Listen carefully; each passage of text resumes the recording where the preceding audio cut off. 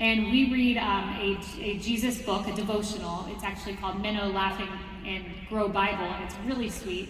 And every day we read a little devotional out of that, and she's gotten to know the Bible stories. And as I'm reading these to her, she's learning all of these biblical characters, but it's almost more for me than it is for her, because I learn a lesson even from my child's devotional, and I take it with me through the day. And then when that stress hits, all of a sudden it doesn't hit the same way. It doesn't land the same way. Satan can't come in the same way, because you put on the armor of God to start the day. And then we end the day watching a YouTube video with my daughter, saying this Minnow Bible. It's on YouTube, you can look it up.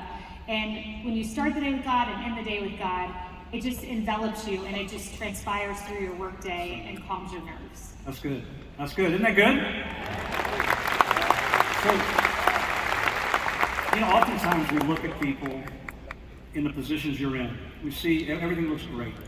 Everything's together. There's no problem. But you talked about stress. We all have stress. We all walk through stuff. And some people don't know. You've had to walk even through health issues and face things head on. You tested positive, I believe, for the BRCA gene at one point. Why don't you share a little bit about that story and maybe explain what that is for us, and how you overcame and how you saw God's faithfulness through kind of really carrying you through that season? Sure, it's one of those valleys, and one I still battle. The BRCA gene, BRCA2 genetic mutation, is the one that I tested positive for. So this is a gene that puts you at increased risk of breast cancer. And my mom, one day when I was in college, went to the doctor, and they said, you have a history of breast cancer, how many people? And she said, well, it was 8 aunts in my family, so they were extended aunts to me. And my mom said, the doctor looked at her and said, I can pretty much tell you right now, you have some sort of genetic abnormality that puts you at risk of breast cancer.